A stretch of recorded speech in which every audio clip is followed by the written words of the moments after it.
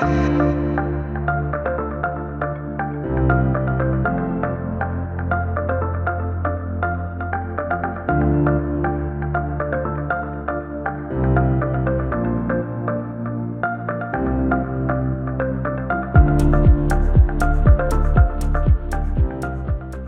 le grand troupeau se poursuit avec ce webinaire réalisé en partenariat avec Seva, vermifugation, identifier les vaches à traiter en 3 clics. Eh bien, pour relever ce défi, j'ai le plaisir d'accueillir Anne-Laure Ledru. Bonjour Anne-Laure. Bonjour Pierre, bonjour tout le monde. Vous êtes vétérinaire à la clinique Rivière Vet à Redon, en Ille-et-Vilaine. J'accueille également Jean-François Guiton. Bonjour Jean-François. Bonjour. Vous êtes éleveur à Saint-Gildas-des-Bois en Loire-Atlantique. Vous allez partager bien votre retour d'expérience. Et à vos côtés, Adrien Limousin. Bonjour Adrien. Bonjour Pierre, bonjour à tous. Vétérinaire chez Seva Santé Animale. J'en profite pour vous indiquer que vous pouvez poser vos questions tout au fil des interventions. On y répondra en fin de webinaire. Et on va entrer tout de suite dans le vif du sujet, cibler les animaux à vermifuger en priorité.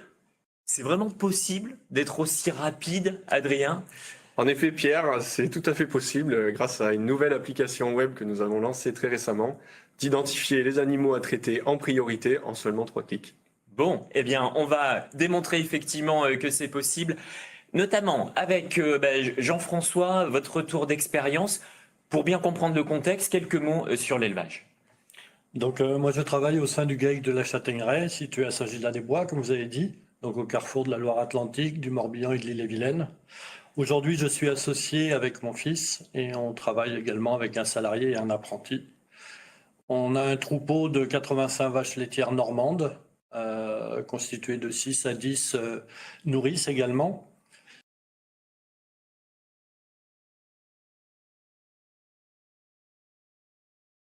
On élève une trentaine de génisses par an et 6 à 10 bœufs croisés. Nous sommes sur un système très pâturant, puisque les vaches sont au pâturage de mi-février à mi-décembre et les élèves de mi-mars à fin décembre. Les vaches produisent environ 6000 kg de lait, essentiellement à partir de la ration de base. C'est déjà clair, effectivement, on voit bien effectivement un élevage très pâturant comme vous l'avez dit. Le cœur du sujet, c'est le parasitisme. Votre regard, quels sont les impacts dans votre élevage ? Alors, l'impact du parasitisme, il y a une partie visible, ça peut être la perte de croissance, la baisse de production laitière, mais il y a aussi tout ce qui est plus difficile à identifier, de sensibilité accrue des animaux à différentes pathologies par une baisse de l'immunité. Oui, effectivement. Les strongles digestifs, par exemple. C'est un bon exemple. Et puis, dans un système très pâturant, on sait que de toute façon, on va les côtoyer et il faut apprendre à les gérer. Oui. Ouais. Donc, les strongles digestifs, c'est un paramètre essentiel à maîtriser. Anne-Laure, quels sont les défis de la gestion parasitaire pour des vaches laitières pâturantes ? Ce qu'il faut savoir, c'est que effectivement, comme l'a dit Jean-François, à partir du moment où il y a pâturage, en fait, il y a forcément infestation parasitaire. Et donc, l'idée, c'est pas d'aller chercher la zéro infestation, mais plutôt de chercher un équilibre entre l'immunité des animaux vis-à-vis de ces strongles et du coup la charge parasitaire qu'aura l'animal. Donc, les bovins, ils peuvent acquérir une certaine immunité vis-à-vis de ces strongles. Il leur faut à peu près 8 à 10 mois de contact effectif avec ces strongles pour pouvoir acquérir cette immunité. Et donc, grosso modo, quand on fait en pratique, on va avoir besoin de 2 années consécutives pour atteindre justement cette immunité. Donc, il faut savoir qu'en fait, comme on n'a pas une infestation des pâtures homogène durant toute l'année, on va avoir une augmentation de ce parasitisme du printemps à l'automne, avec des périodes de sécheresse à côté qui vont aussi entrecouper ce contact-là. Donc, on se doute bien qu'effectivement, des génisses qui vont véler pour la première fois à 2 ans, elles peuvent ne pas avoir justement ce contact suffisant avec les strongles. Et comme l'a précisé aussi Jean-François, effectivement, toute baisse d'immunité peut aussi diminuer l'immunité vis-à-vis des strongles pour les animaux. Ouais, donc on comprend effectivement que la gestion parasitaire, elle se met en place dès les génisses, que l'équilibre immunitaire, évidemment, il est fonction de différents stress, ils sont nombreux. Alors, quel mode de gestion on peut mettre en place? On peut agir sur différents points.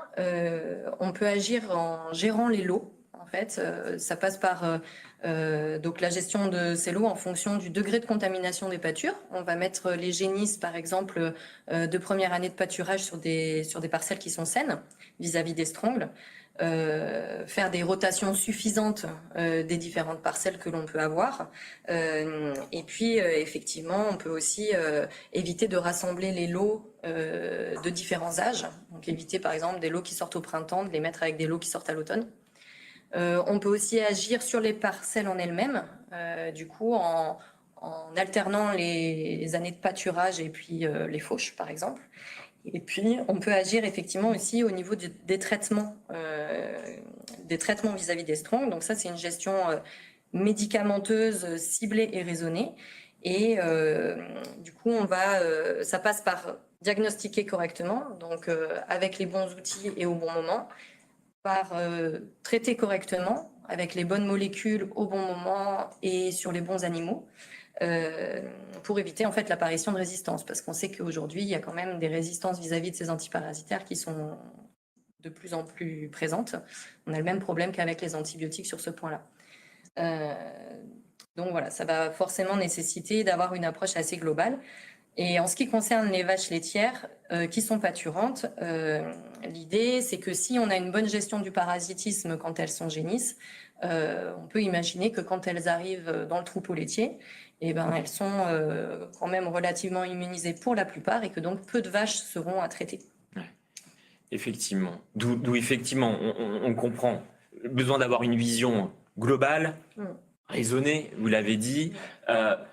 Tout l'intérêt de vous avoir réunis aujourd'hui, c'est essayer de voir ce que vous avez pu mettre en place, Jean-François, Anne-Laure. Alors justement, comment ces défis ont-ils été relevés?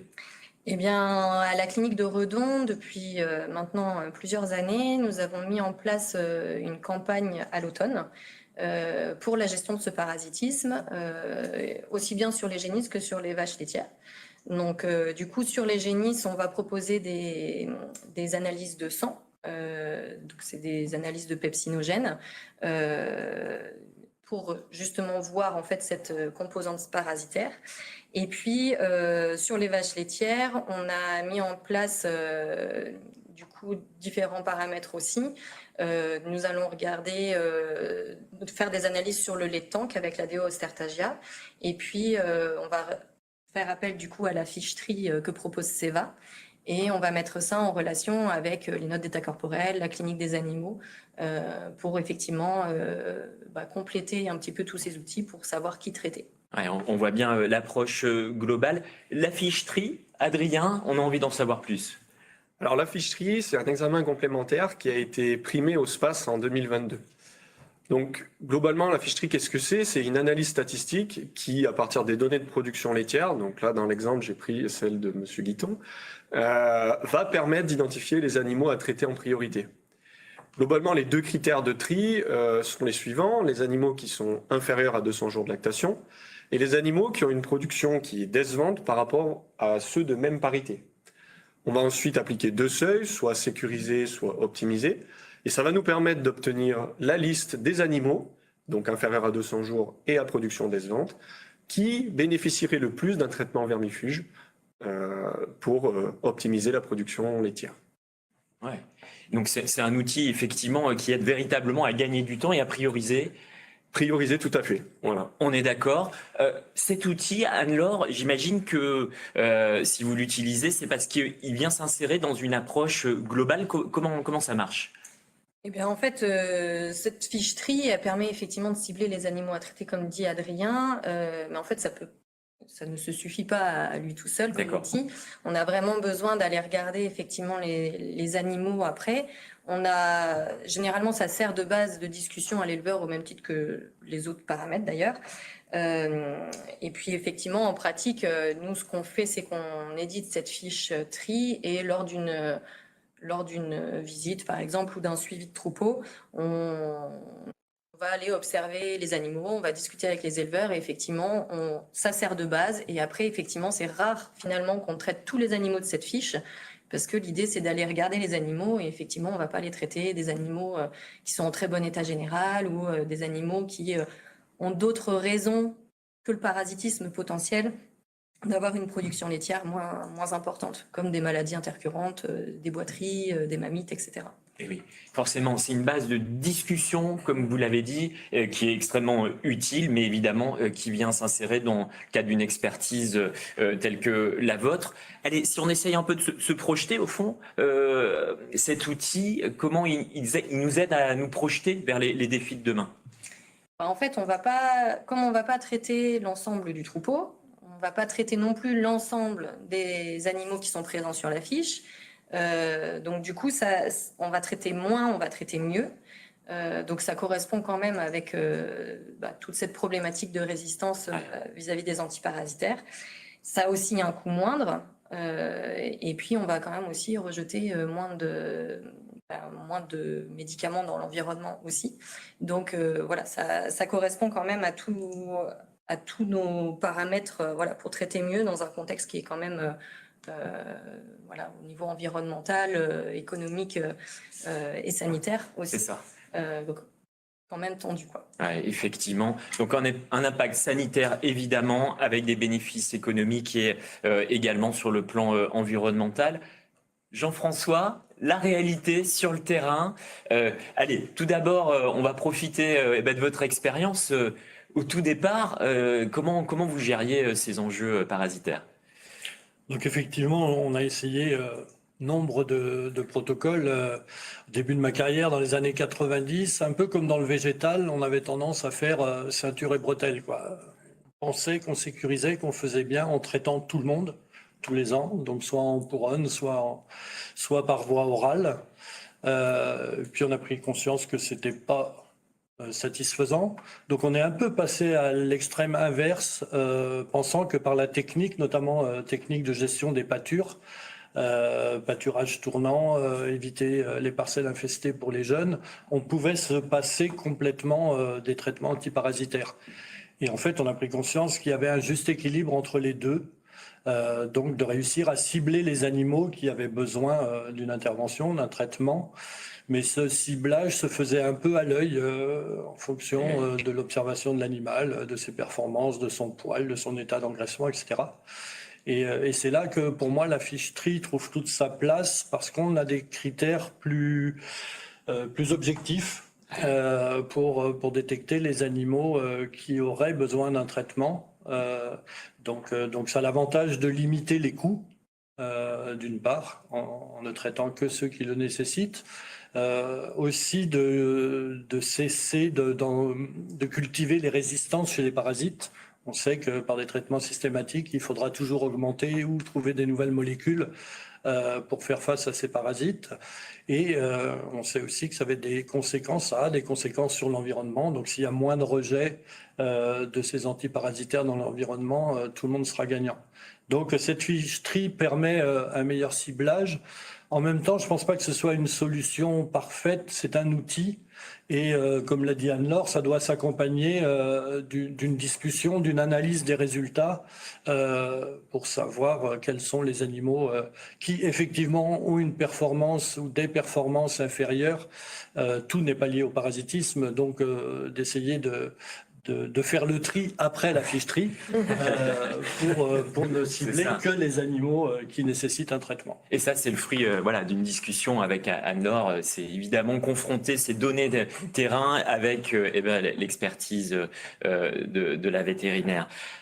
Faire le tri, justement, on a compris, c'est un levier pour une approche raisonnée, plus raisonnée en tout cas du parasitisme en élevage laitier pâturant. Adrien, Avec Jean-François, allez, on a regardé un peu dans le rétroviseur, hein, on a essayé différentes solutions, trop de traitements sans doute à une époque, jusqu'à 0 traitement, et puis aujourd'hui on trouve un équilibre que l'on va perfectionner parce qu'il y a des innovations. Alors tout à fait. Par le passé, il y a eu beaucoup de différentes pratiques avec leurs avantages, leurs inconvénients, et c'est vrai que les pratiques sont amenées à changer pour relever les défis qui sont mis en évidence actuellement. Ce n'est pas seulement des défis de demain, mais aussi des défis d'aujourd'hui. Et donc depuis 10 ans, Cevas est fortement engagé dans la gestion raisonnée du parasitisme et dans l'édition de fiches-tri. Donc c'est un outil, comme vous le disiez Jean-François, pour identifier les animaux à traiter. Aujourd'hui, on peut encore innover. Alors certes, même si le parasitisme, c'est un sujet qui ne date pas d'hier, il est possible d'avancer, de développer des nouveaux outils, de nouvelles approches pour répondre à ces challenges. En l'occurrence, ici, l'idée est d'automatiser la démarche. Pourquoi ? Parce que forcément, éditer une fiche-tri passe par avoir l'accès aux données laitières, avoir le traitement de ces données par un algorithme.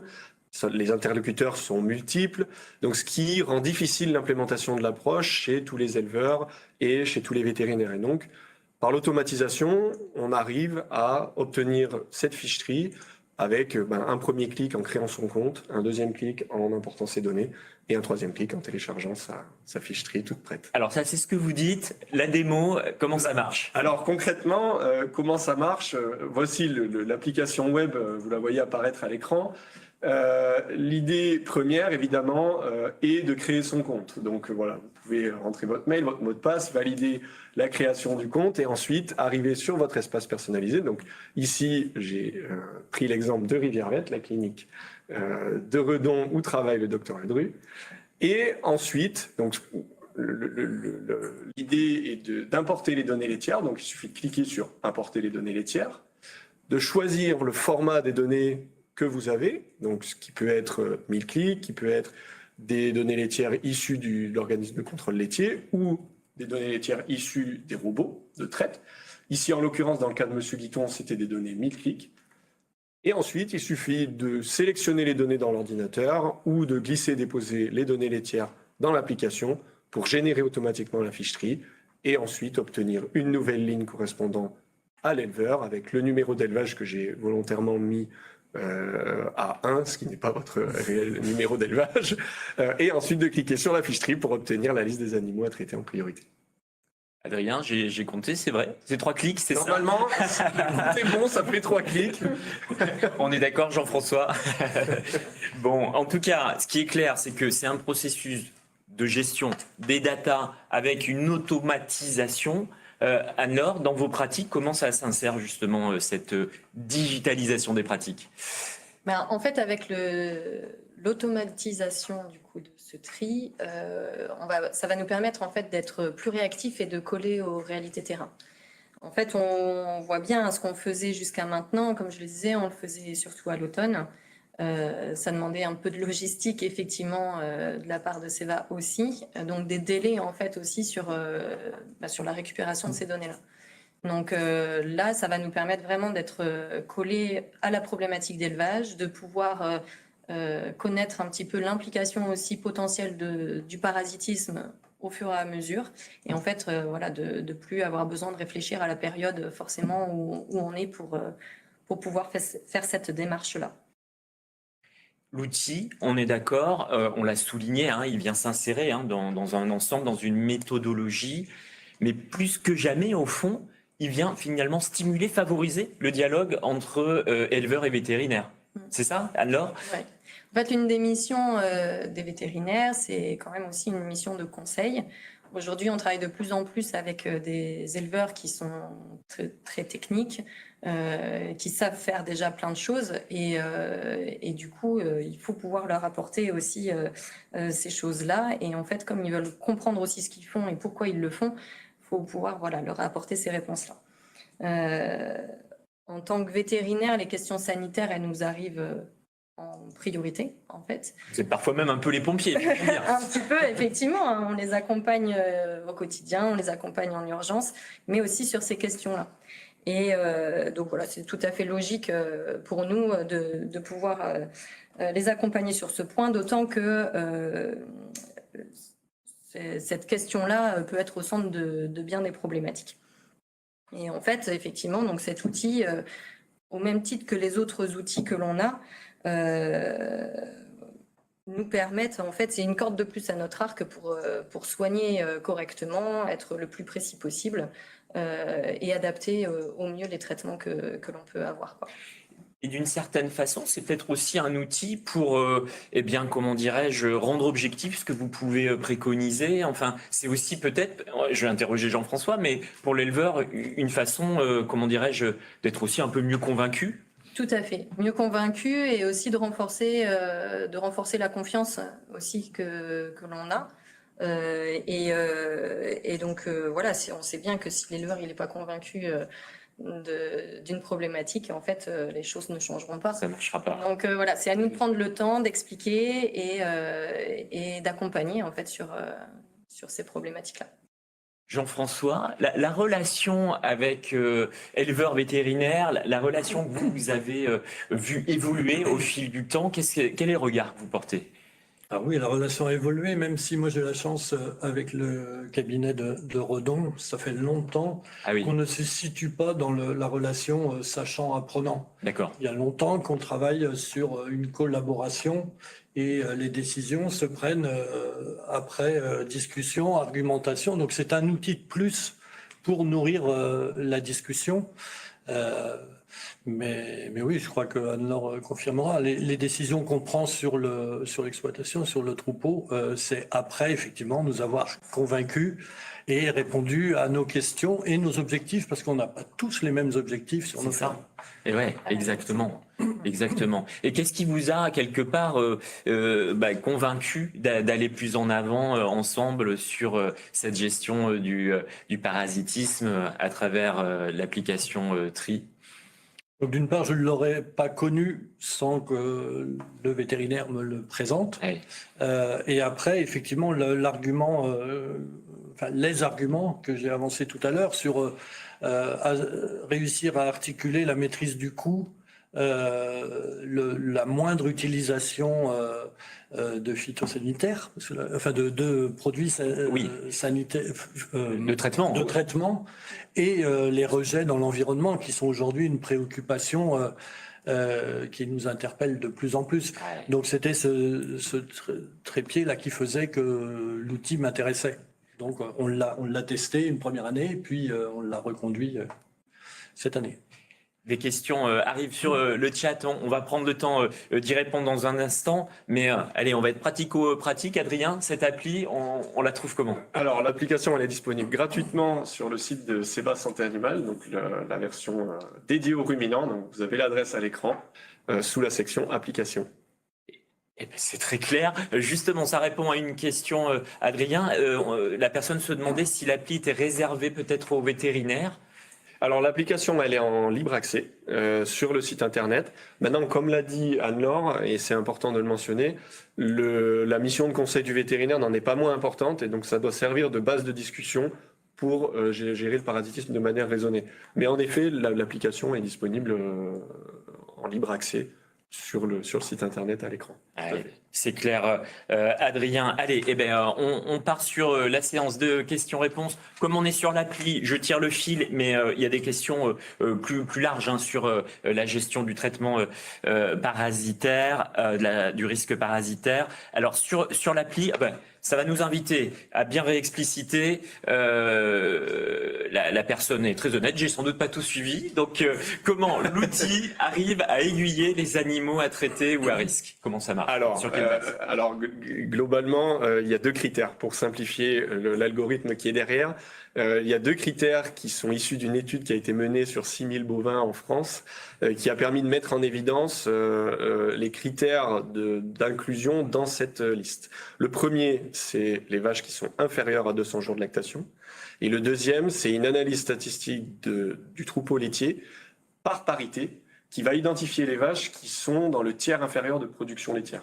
C'est-à-dire que les vaches qui sont à production décevante vont être listées sur la fiche TRI et donc vont être ciblées pour être potentiellement celles qui bénéficieront le plus d'un traitement vermifuge. Eh oui, oui, oui. Donc voilà, l'idée. Vas-y. De manière juste très Alors. claire, parce que c'est pas forcément si simple. On l'avait simplifié en disant que voilà, il y avait les primipares sont comparés aux autres primipares du troupeau, les bipares aux autres bipares Exactement. du troupeau et les multipares aux autres multipares du troupeau. Ok. Et en fait, ce sont les tiers qui produisent moins dans chaque catégorie qui sont listés dans cette. Ah oui, C'est bien d'accord. par parité. Mmh, Exactement. D'accord, entendu. Et effectivement, on voit bien que c'est un premier tri, un premier argument sélectif qu'il faut ensuite pousser plus en avant dans l'analyse. Allez, je reste encore sur l'outil. Est-ce qu'il y a des indicateurs dans cette fiche tri qui permettraient de voir les retombées en euros? Est-ce qu'on pourrait l'allier aux bénéfices économiques? Oui, alors tout à fait. La ficherie fait 3 pages. La première pose le contexte et donc de manière chiffrée le troupeau et le nombre de vaches qui seraient potentiellement à traiter dans l'élevage. Et là, en page 2, il y a un tableau avec le rendement économique et aussi la gestion de l'exposition de l'éleveur aux endectocides, donc la diminution de l'exposition aux molécules endectocides en passant à un traitement ciblé sélectif versus un traitement systématique de tous les animaux. Donc, D'accord. oui, que ce soit en euros ou en exposition à la molécule. C'est ça. On a entendu. effectivement... Effectivement, c'était la suite une de la approche question. chiffrée. Ouais, d'accord, sur le gain entendu au niveau environnemental. Une question toujours sur l'appli et après on élargira le propos. N'est-il pas possible de proposer cette solution tri aux différents logiciels de gestion de troupeaux existants? Une forme peut-être de synthèse des outils numériques, ou est-ce que c'est un outil qui vit sa vie et qui est indépendant? Alors, d'un point de vue des formats de données de production laitière, on a essayé de s'adapter au plus grand panel possible. Donc, c'est l'écran qui correspondait au deuxième clic.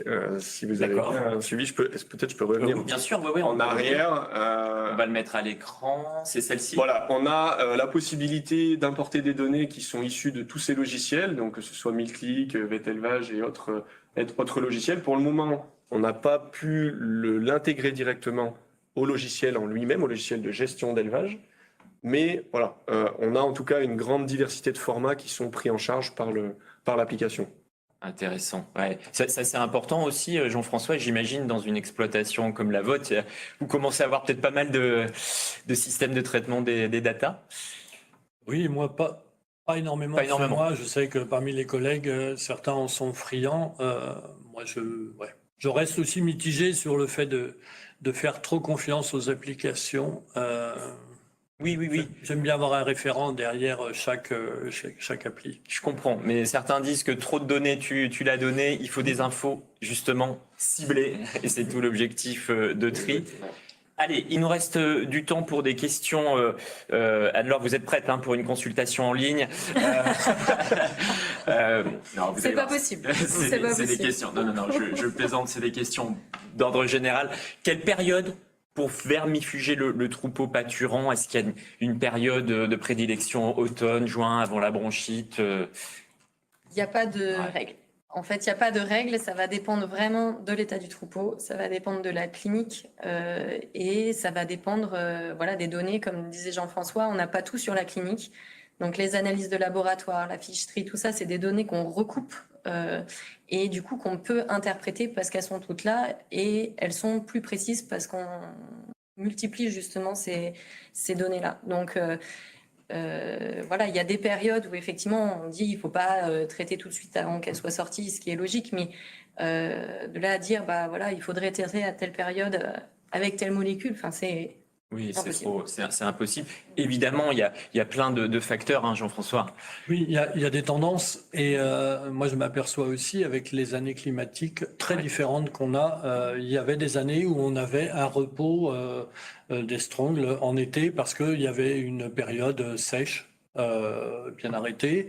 Et il y avait un coup de froid l'hiver qui calmait bien le jeu aussi. Aujourd'hui, on peut avoir des étés comme on a eu avec des gros orages qui font qu'on entretient le niveau de parasitisme à un niveau élevé. Et comme on peut avoir des périodes très longues sans pluie, et du coup avec un repos aussi de la contamination. Donc il y a aussi ces facteurs climatiques qui jouent et qui jouent de plus en plus sur les périodes à laquelle nos animaux peuvent être plus fortement infestés. Ouais. Et de même, les hivers doux, évidemment, sont favorables au Qui ne ralentissent pas, parasitisme. ouais. Alors, c'est une question peut-être trop générale, mais effectivement, la perspective, Oui, c'est important. l'évolution du climat, ça va pas dans le bon sens. On est d'accord.